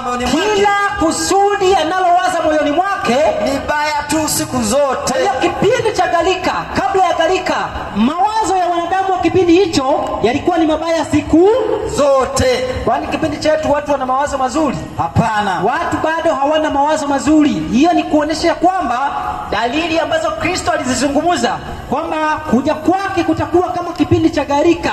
Kabla ya gharika, ndiyo mambo tunayoyaona leo. Mawazo ya wanadamu yamekuwa ni mabaya siku zote, na hii ni ishara ya kutuonyesha kwamba Kristo yupo karibu kuja na kuwachukua watu wake. Si wakati wa kucheza na dhambi. Kama ulihisi ya kwamba bado kuna muda ambao unaweza kuenjoy, ambao unaweza kufanya dhambi, ukizani ya kwamba kuna wakati mkubwa, acha nikwambie rafiki yangu ya kwamba muda unakwenda kuisha. Na kama muda unakwenda kuisha, hatupasi kuwa miongoni mwa wale wanaoendelea kucheza na dhambi. Tunapaswa tuweke mbali kila aina ya uchafu na tumtafute Kristo. Kupitia yeye tuweze kuhesabiwa haki. Kama ulikuja muamini Yesu, na tumesema kuamini si kunyoosha hivi mkono, wewe unaambiwa sema, Bwana Yesu, mimi nimekuja kwako, nataka unitakase. Amina, hapo unaambiwa umeokoka. Hapana, lazima ukubali kuiamini Injili, ubatizwe, na utakapobatizwa utakuwa umeokoka. Kwa tumeambiwa kipindi cha Nuhu watu walikuwa ni watu wenye mawazo mabaya, lakini si hivyo tu. Mwanzo 6 mstari wa 11. Amina, anasemaje? Dunia ikaharibika. Kipindi cha Nuhu kabla ya gharika, dunia ilikuwa imeharibika mbele za Mungu. Dunia ikajaa dhuluma. Sikiliza, dunia ilikuwa imejaa dhuluma. Subiri, kwani dunia ya leo haina dhuluma? Inayo. Leo watu wanadhulumiwa. Si kuna watu wanafanya biashara huko. Bwana Yesu asifiwe. Ndio. Mtu anakuambia, unajua ndugu yangu, sina hela, nipatie hela nikalimie, nikiivisha mahindi unakuja kupima, si ndio? Ndio. Alafu siku unaenda kupima, si anakugeuka? Ndio. Kwani hajafanya dhuluma? Kile ambacho kilifanya kipindi cha Nuhu watu waweze kuangamizwa ni kile tunachokiona katika kipindi cha leo. Dunia ya leo imejaa dhuluma. Watu wamekuwa ni wadhulumati. Watu wamekuwa wanajirimbikizia mali kwa njia ambayo si halali, kwa kuwaibia wengine. Watu wanawadhulumu watu wengine, na kudhulumu si mpaka uibe. Bwana Yesu asifiwe. Kudhulumu si mpaka umwibie mtu mwingine. Kudhulumu si mpaka umwibie mtu mwingine. Kuna kumdhulumu mtu kwa kuwa Mungu amekupatia uwezo wewe, ukashindwa kumsaidia mtu akapata tatizo, hilo ni swala la kumdhulumu mtu.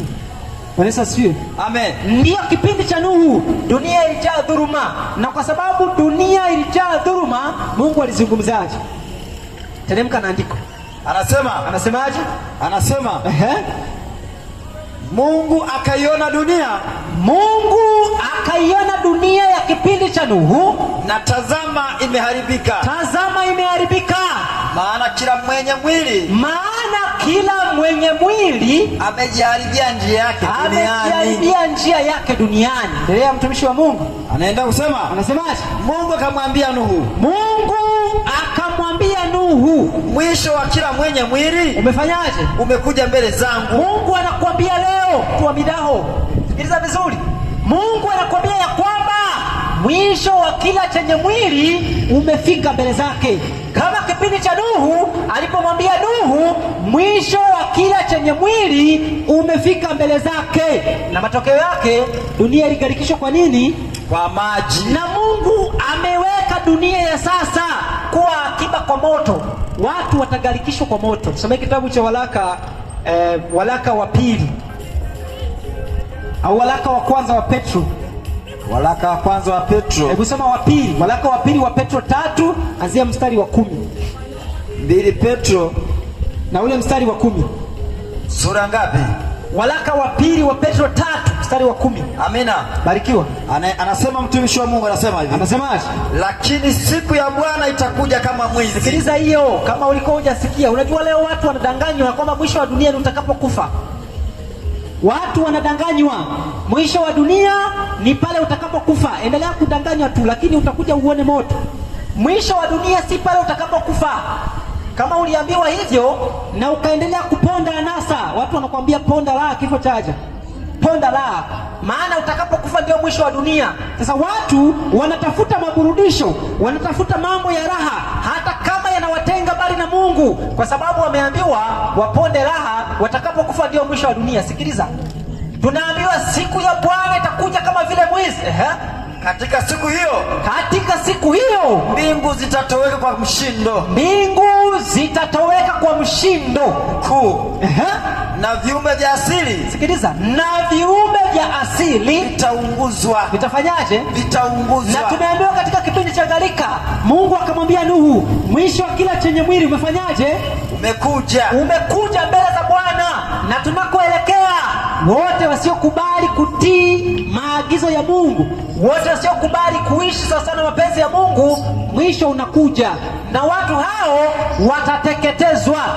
Endelea mtu wa Mungu. Anaenda kusema kwamba, anasemaje? Na kufumuliwa na nchi na kazi zilizomo ndani yake, na kazi zitakazokuwa ndani ya ulimwengu huu zitateketea. Zitafanyaje? Zitateketea. Hii vibaya mtu wa Mungu kufanya kazi. Mungu anatamani tufanye kazi, tufanikiwe katika maisha ya kimwili, lakini zaidi ya yote tufanikiwe katika maisha ya kiroho. Lakini kile wanadamu tunachokifanya, tumetukuza sana mambo ya maisha ya kimwili zaidi ya mambo ya maisha ya kiroho. Na wakati mwingine watu wanakuambia ukisali utakuwa nani? Utakuwa maskini. Bwana Yesu asifiwe. Amen. Mtu anasema ukianza kusali wewe umaskini unakuita. Na wakati muda huo ukimwangalia bado tu ni nani? Ni maskini. Unajua kuna mambo mengine paka unakuwa unacheka. Tunasema sasa hii. Yaani mtu anakuambia ukisali unatafuta kuwa masikini na muda huo ni masikini. Sasa unabaki unajiuliza, huyu mtu utajiri wake ni kutokusali. Kwa hiyo tunaambiwa ya kwamba dunia itateketezwa.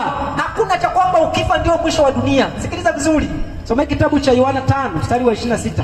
Yohana 5:26. Uanzie 28 kabisa. Sawa. Si kwamba ukifa ni mwisho wa dunia, kuna ufufuo, utakuja ukubali. Soma. Anasema, twende. Yohana 5:28. Anasemaje? Musistajabie maneno hayo. Sikiliza, musistajabie maneno hayo, kwa maana saa yaja ambayo watu wote waliomo makaburini makaburini watasikia sauti yake. Waliomo makaburini watafanyaje? Watasikia sauti yake. Na wewe uliambiwa ya kwamba ukiishi ukafa ndio mwisho wa nini? Wa dunia. Lakini Yesu anatuambia siku atakapokuja waliomo makaburini watasikia nini? Sauti yake. Endelea. Nao watatoka. Watafanyaje? Watatoka. Alafu wale waliofanya mema kwa ufufuo wa uzima. Kumbe wale watakaotenda mema licha ya kwamba watakufa watatoka kwa ufufuo wa nini? Wa uzima. Alafu na wale waliotenda mabaya, kwa ufufuo wa hukumu. Sasa usiambiwe ya kwamba ukifa ndio mwisho wa dunia, ukaacha kutafuta uso wa Bwana ukaendelea kuishi katika tamaa zako. Ndio watu wanaambiwa, unajua sababu ukifa ni mwisho wa dunia, wewe tafuta hela hata kwa njia za ndagu. Bwana Yesu asifiwe. Amen. Mtu anakuambia kuna faida gani uishi miaka 100 kwa mateso na wakati unaweza ukaishi miaka 30 kwa raha? Sasa wewe danganywa, siku utakapokufa Yesu akija utafufuliwa. Na kama ukuishi sawasawa na mapenzi ya Mungu utahukumiwa, hukumu inakungoja. Lakini kama utakufa ukiishi sawasawa na mapenzi ya Mungu, uzima wa milele utakuwa haki yako. Kwa hiyo usidanganywe na mtu yoyote. Na tumeambiwa dalili ya mwisho ya kuja kwa Kristo, watu watadanganywa. Tusome kitabu cha Mathayo 24:4. Watu watadanganywa. Uongo utakuwa ni mwingi kuliko ukweli, na lengo ni kuwapoteza yamkini hata walio watigani, walio wateule. Soma kama umefika, mtu wa Mungu. 24 anasema, twende. Yesu akajibu akawaambia, angalieni mtu asiwadanganye. Angalieni mtu asifanyaje? Asiwadanganye. Hiyo ni miongoni mwa dalili ya kuja kwa Kristo mara ya pili. Uongo utakuwa ni mwingi. Sasa wewe danganywa, uambiwe ya kwamba siku utakapokufa ndio mwisho wa dunia, hakunanga cha Yesu kwamba atakuja. Wewe tafuta maisha yako, kula raha, ukifa ndio dunia imeishia hapo. Unapodanganywa kwamba dunia si itakuja ifanyeje, huo ni uongo. Hayo ni mambo unayojidanganya, na kwa sababu unajidanganya, Yesu atakapokuja utakuwa haukujiandaa. Kwa nini usubiri mpaka ufe alafu Yesu aje akufue una maandalizi? Kwa nini usikubali kumkiri Yesu leo kuwa ni Bwana na Mwokozi wa maisha yako, kuwa Yesu Kristo ni mwana wa Mungu, na kupitia kumwamini yeye uwe na uzima wa milele? Soma kitabu cha Yohana 3 na ule mstari wa 36. Lazima ukubali Yesu ni mwana wa Mungu na ukubali kupitia yeye anaweza kupata uzima wa milele. Soma mtu wa Mungu. Yohana 3:36. Twende. Amwaminie mwana yuna uzima wa milele. Amwaminie mwana yuna uzima wa milele. Asiyemwamini mwana hataona uzima. Hataona nini? Uzima. Hataona nini? Uzima. Wewe mkazi wa maeneo ya Midaho ukatae kumwamini Yesu Kristo mwana wa Mungu, uwe na uzima wa milele ndani yako. Acha kudanganywa kwamba ukifa ndio mwisho wa dunia. Hapana. Tengeneza maisha yako leo ili Yesu atakapokuja, hata kikukuta ukiwa umekufa, uweze kupata uzima wa milele. Yesu atakapokuja akikukuta hai, uwe miongoni mwa wale watakaopokea uzima. Usidanganywe mtu wa Mungu na kuambiwa ya kwamba ukifa ndio mwisho wa dunia. Hapana. Kwa hiyo tumeona dalili ya kuja kwa Kristo. Ameturudisha katika kitabu cha Mwanzo, ameturudisha katika maisha ya Nuhu kabla ya gharika. Nataka nikuoneshe nini kilichomsaidia Nuhu kabla ya gharika, alafu mimi na wewe tukifanyie kazi, na tutakifundisha hapa kwa muda mrefu, kwa sababu tumeona Nuhu ameambiwa ya kwamba kila mwisho wa mwenye mwili umefika. Mungu alimwambiaje Nuhu? Kitabu cha Mwanzo 6 mstari wa 14, ili tuweze kuangalia. Kuna ujumbe aliyopewa Nuhu, na kupitia ujumbe huo uliweza kumwokoa Nuhu na familia yake. Amen. Na kipindi cha leo kuna ujumbe ambao mimi na wewe tukiuzingatia tunaweza tukaokolewa na familia zetu. Soma tuone Nuhu alipewa ujumbe gani. 6:14 kitabu cha Mwanzo. Twende mtu wa Mungu. Neno la Mungu linasema, barikiwa, ujifanyie safina ya mti wa mvinje. Nuhu aliambiwa ajifanyie safina ya mti wa mvinje. Kabiwaje? Fanya na nyumba ndani ya safina. Fanya na nyumba ndani ya safina. Ukaifunike ndani nje kwa lami. Ukaifunike ndani na nje kwa lami. Hivi ndivyo utakavyoifanya. Nuhu anapewa maelekezo, na Yesu amesema ya kwamba kuja kwake kutakuwa kama kipindi cha Nuhu kabla ya gharika. Lazima tujifunze kabla ya gharika ni nini kilitokea kikamfanya Nuhu akaokolewa, maana mambo kama haya Hayo ndiyo yatakayotokea, na sisi tusipozingatia hatutaokolewa. Ni nini mtu wa Mungu? Teremka. Anasemaje? Anasema twende. Mikono 300. Nuhu akaambiwa tengeneza safina mikono 300. Urefu wa safina mikono 50 upana wake. Mikono 50 upana wake. Na mikono 30 kwenda juu kwa. Na mikono 30 kwenda juu kwake. Uifanye safina mwangaza. Sikiliza point ninayotaka tuchukue. Uifanyie safina mwangaza, ukaumalizie juu kiasi cha mkono mmoja. Alafu ukautie mlango wa safina katikati ya ubavu wake. Alafu ukaifanyie dari 3. Rudia tena. Ukaifanyie dari 3. Rudia tena. Ukaifanyie dari 3. Alafu ya chini. Alafu ya pili. Alafu na ya 3. Kwa hiyo kile kilichoweza kumuokoa Nuhu katika kipindi cha ulimwengu kabla ya gharika, Nuhu alipewa maagizo afanye safina, na Yesu ametuambia ya kwamba kabla ya kurudi kwake mara ya pili, anasema kuja kwake kutakuwa mfano wa gharika, kabla ya gharika. Kwa lazima tujifunze kabla ya gharika, na tumeona Nuhu alipewa ujumbe wa kutengeneza safina yenye dari 3, ya kwanza, ya pili na ya 3, na ujumbe huo ndio uliweza kumwokoa Nuhu. Je, kwa kuwa Yesu amesema ujio wake mara ya pili unafananishwa na kipindi cha gharika, na sisi tuna ujumbe wenye dari 3 utakao tuokoa. Na kama upo katika imani yoyote, wacha nikwambie, nimeanza yaani hapa ndi kama nimeanza.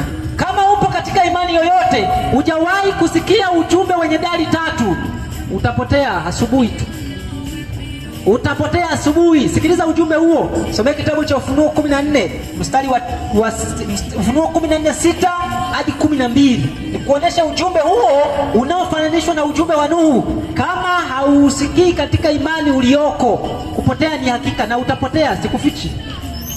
Maana ni ujumbe utakao niokoa mimi na wewe. Ndio maana Mungu ametaka watu wa midaho waweze kusikia. Acheni kusikia injili za pokea magari. Hapa tungekuwa tunanyoosha mikono nasema utabarikiwa, utafanikiwa. Watu wangejaa hapa wanataka kubarikiwa. Ukilima eka moja unapata gunia 50, ungeona watu hapa wamejaa. Lakini kwa sababu wanaambiwa maneno ya uzima, wanakemewa kuhusiana na dhambi, wanapita kama hawaoni. Siku moja itafika mnatamani msikie maneno haya na hamtayasikia,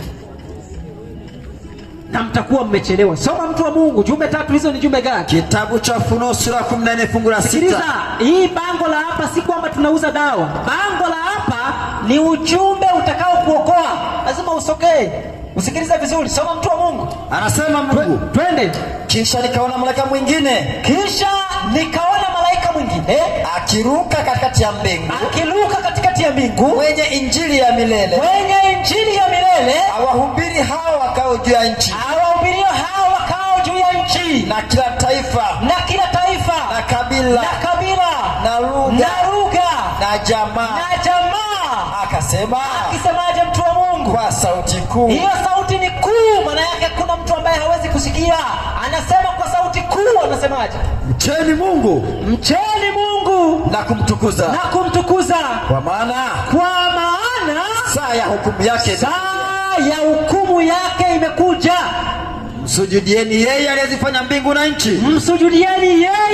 aliyezifanya mbingu na nchi. Na bahari na chemchemi za maji. Kwa hiyo ujumbe wa kwanza, dari ya kwanza, tunakumbushwa kumcha Mungu. Ujumbe wa malaika wa kwanza, kama Nuhu alipopewa dari ya kwanza, ujumbe wa malaika wa kwanza unawambia watu mcheni Mungu na kumtukuza, kwa maana saa ya hukumu yake imekuja. Msujudieni yeye aliyezifanya mbingu na nchi na bahari na chemchemi za maji. Amen.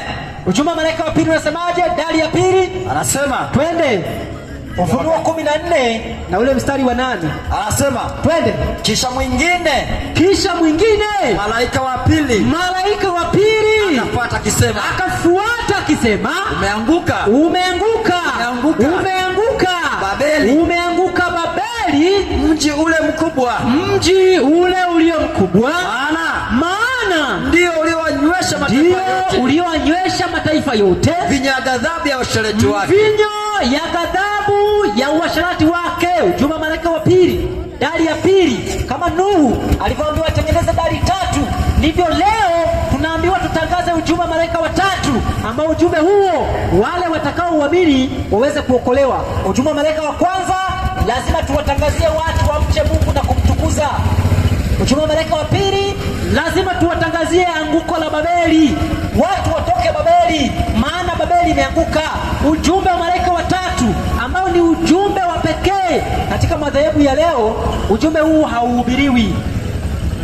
Sikiliza, Ufunuo 14 mstari wa 9 anasema, twende mtu wa Mungu. Na mwingine malaika watatu akawafuata akisema kwa sauti kuu, mtu awaye yoyote. Sikiliza vizuri, wewe unayepita utaona jifanya kama usikii. Sikiliza, mtu awaye yote, mtu awaye yote akimsujudu huyo mnyama. Kuna mnyama hapa. Mtu awaye yote atakayemsujudu huyu mnyama na sanamu yake na kuipokea chapa, akapokea chapa katika kipaji cha uso wake au katika mkono wake, yeye naye, tunaambiwa yeye naye atakunywa katika mvinyo wa ghadhabu ya Mungu, iliyotengenezwa pasipo kuchanganywa na maji. Na maji. Wote wanapaswa watambue kuna mnyama ambaye Mungu amekataza watu wasimwabudu.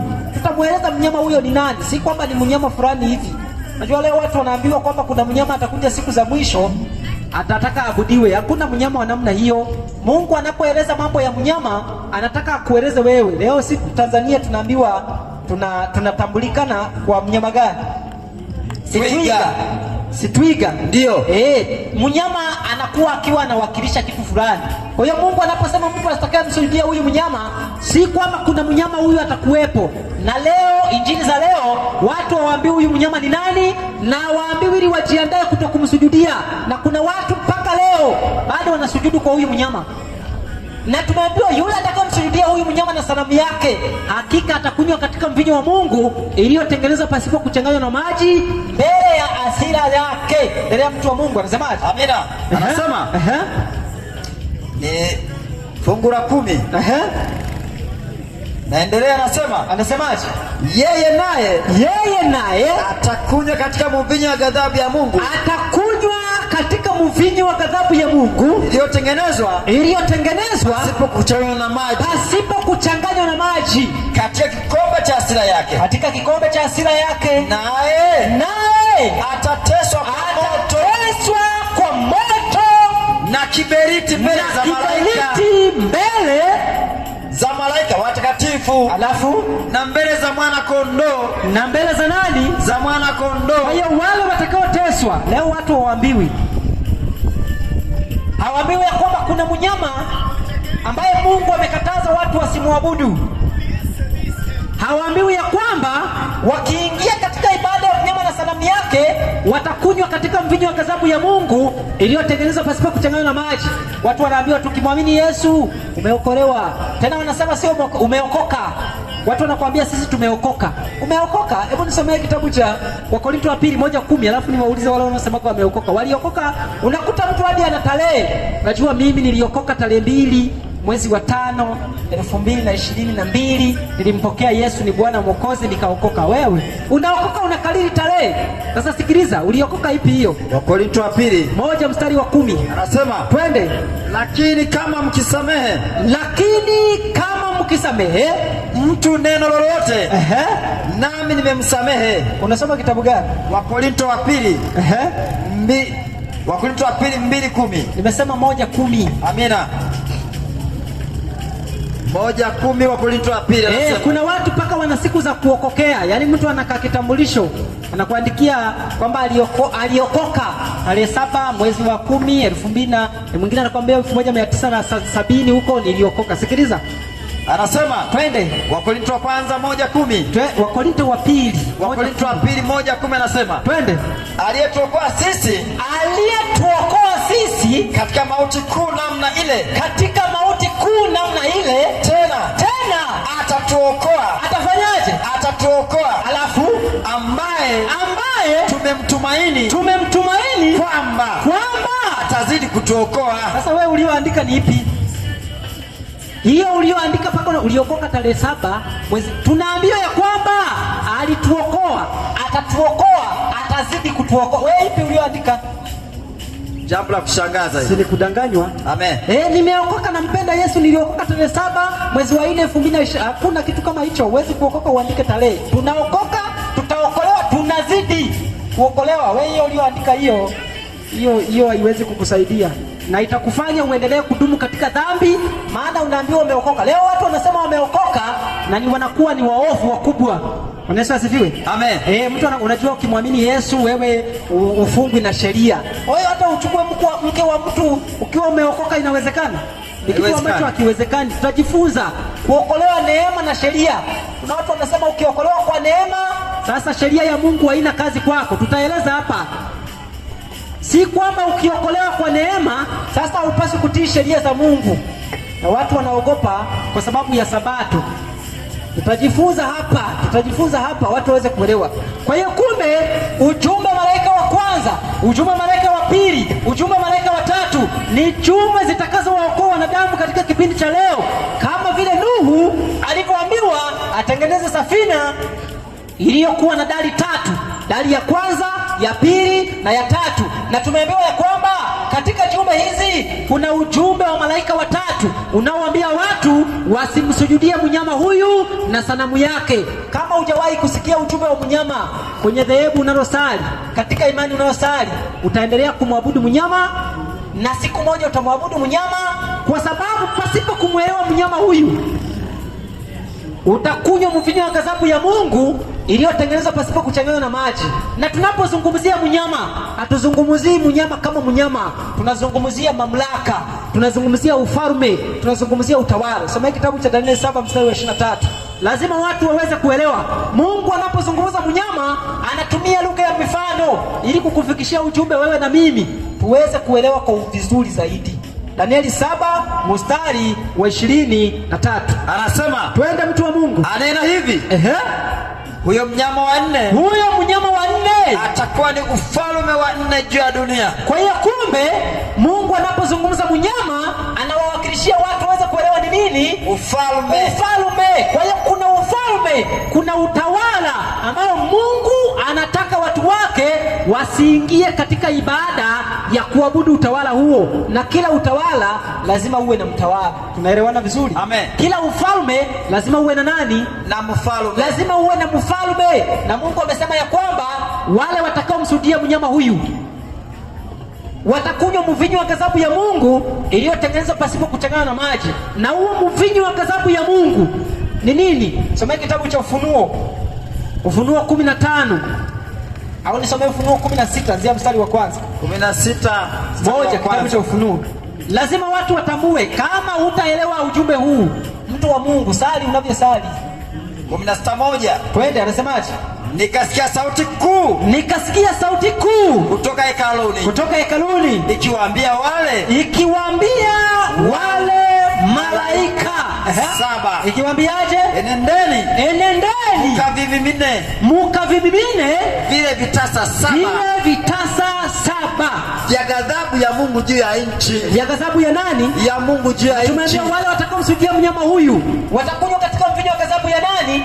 Ya Mungu. Alafu endelea, anasemaje? Anasema, twende.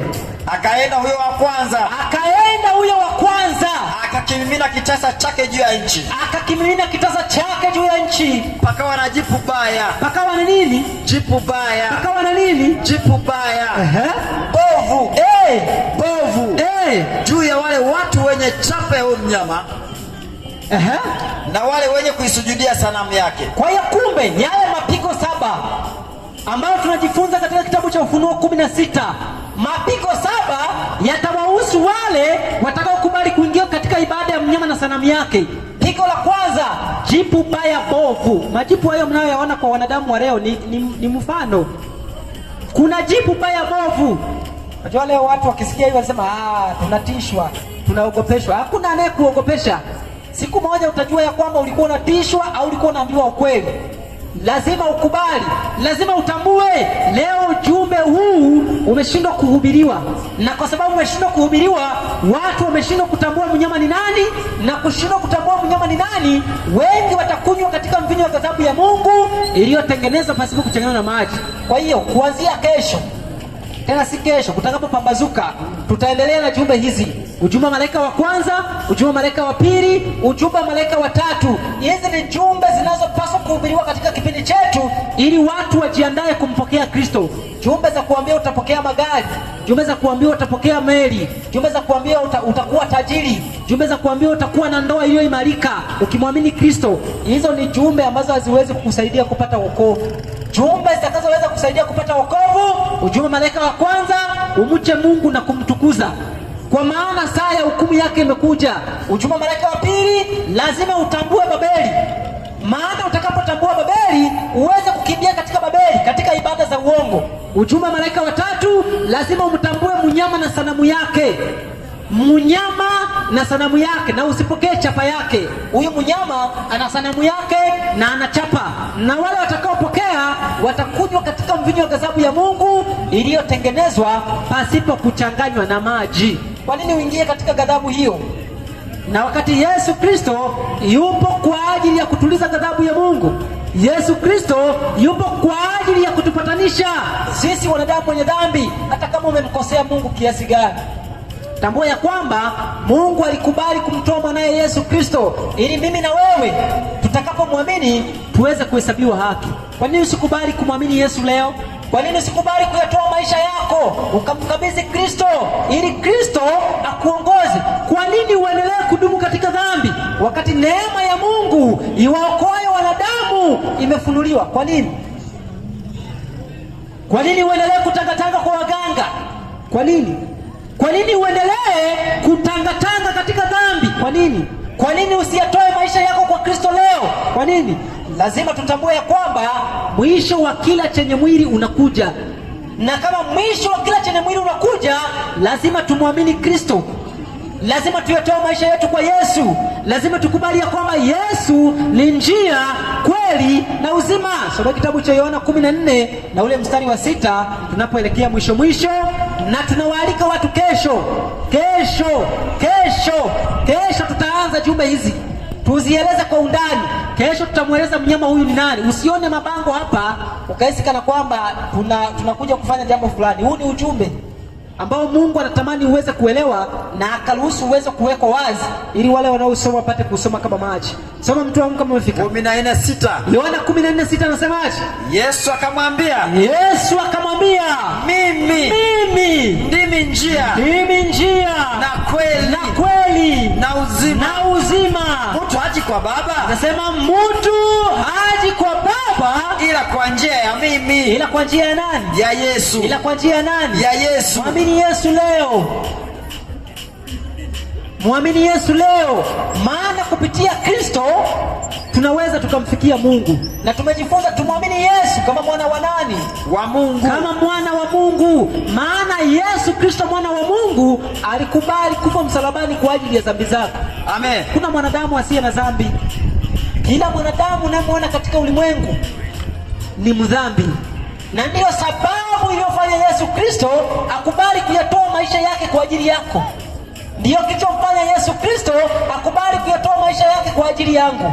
Ndiyo kilichomfanya Kristo ayatoe maisha yake kwa ajili yetu, ili kupitia yeye tuweze kuhesabiwa haki na tuweze kuhesabiwa tunastahili kupata uzima wa milele. Kwa hiyo tualike mtu wa Mungu katika mkutano huu utakaoendelea hapa tangu wiki iliyoisha, hatimaye wiki ya pili. Bwana ameleta mkutano huu kwa ajili yako. Hata kama unajiona kuwa ni mwenye dhambi, kuna watu wanajiona kuwa ni wenye dhambi kiasi kwamba anakuambia mimi Mungu hawezi kunikubali.